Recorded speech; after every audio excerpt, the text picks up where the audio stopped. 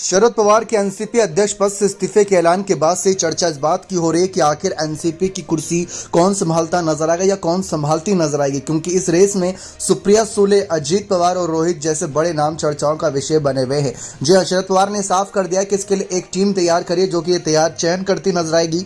लेकिन सवाल यह है कि क्या बिना चुनाव के या बिना किसी सहमति के अजीत पवार को यह कुर्सी मिलती नजर आएगी या सुप्रिया सुले को कुर्सी मिलेगी। कई बार देखा गया है कि अजीत पवार को शरद पवार ने काफी आगे बढ़ाया है, लेकिन हाल ही में कुछ दिनों से चर्चा ये चल रही थी कि अजीत पवार बीजेपी के साथ जुड़ सकते हैं और वहां पर उनको मुख्यमंत्री कुर्सी तक मिल सकती है। उस सवाल के जवाब पर शरद पवार थोड़ा बचते भी नजर आए थे, खुलकर कुछ बातें नहीं कही थी। अजीत पवार 2019 में बगावत करते नजर आए थे, लेकिन उनके साथ उस वक्त ज्यादा विधायक साथ नहीं थे। जब भी बात आती है पार्टी में पकड़ की, तो सबसे इंपॉर्टेंट होता है विधायकों की संख्या आपका कितना साथ दे रही है। जैसे शिवसेना में उद्धव ठाकरे के साथ 10 से 15 विधायक स्टैंड करते नजर आए और बाकी के 40 विधायक करीब एकनाथ शिंदे को, तो वहां पर अध्यक्ष कुर्सी मिल गई एकनाथ शिंदे को। वही चीज यहां पर भी लागू होती है।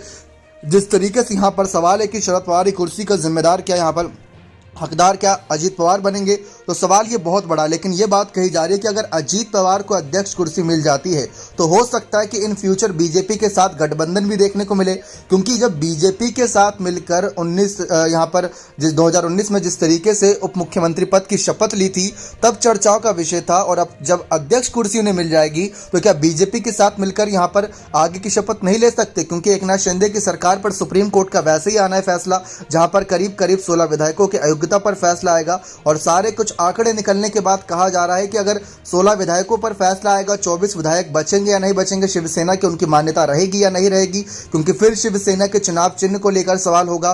तो बाकी विधायकों का क्या होगा, क्या वो बीजेपी में शामिल होंगे या शिवसेना के लिए जाएंगे, तो अजीत पवार यहां पर एक सेफ डिसीजन हो सकते हैं। लेकिन बहुत सोचना समझना होगा इस पूरे मामले पर। सबसे पहले तो समर्थक ये चाहते हैं कि शरद पवार ही कुर्सी पर वापसी करे। शरद पवार इस कुर्सी के असली हकदार है, कोई और नहीं। लेकिन वहीं दूसरा नाम सांसद सुप्रिया सुले का बहुत चर्चाओं में है, क्योंकि सुप्रिया सुले को समय समय पर आगे बढ़ाया गया है पार्टी की ओर से, ना कि बाकी नेताओं की ओर से। पार्टी ने ही उनको बहुत अच्छी जिम्मेदारी दी है। रही बात अजीत पवार की, तो अजीत पवार उद्धव सरकार में डिप्टी सीएम थे, फडणवीस के साथ डिप्टी सीएम पद की शपथ ले चुके, सीएम बनने से बार चुके कई बार, लेकिन सीएम पद की रेस में सांसद सुप्रिया सुले और अजीत पवार दोनों का नाम चलता है। तो ये बात साफ है कि अगर इन फ्यूचर कभी यहाँ पर अध्यक्ष कुर्सी अगर अजीत पवार को मिलती है, तो क्या बीजेपी और एनसीपी का गठबंधन भी देखने को मिल सकता है? बिल्कुल देखने को मिल सकता है, क्योंकि जब 2019 में ऐसा प्रकरण हुआ था, तो क्या 2024 या 2023 में नहीं हो सकता? ये देखना बेहद दिलचस्प रहेगा कि महाराष्ट्र की सियासी सत्ता किस ओर जाती है और किस ओर शरद पवार की उस कमेटी का फैसला रहता है, उस बड़ी टीम का फैसला रहता है जो अध्यक्ष कुर्सी को लेकर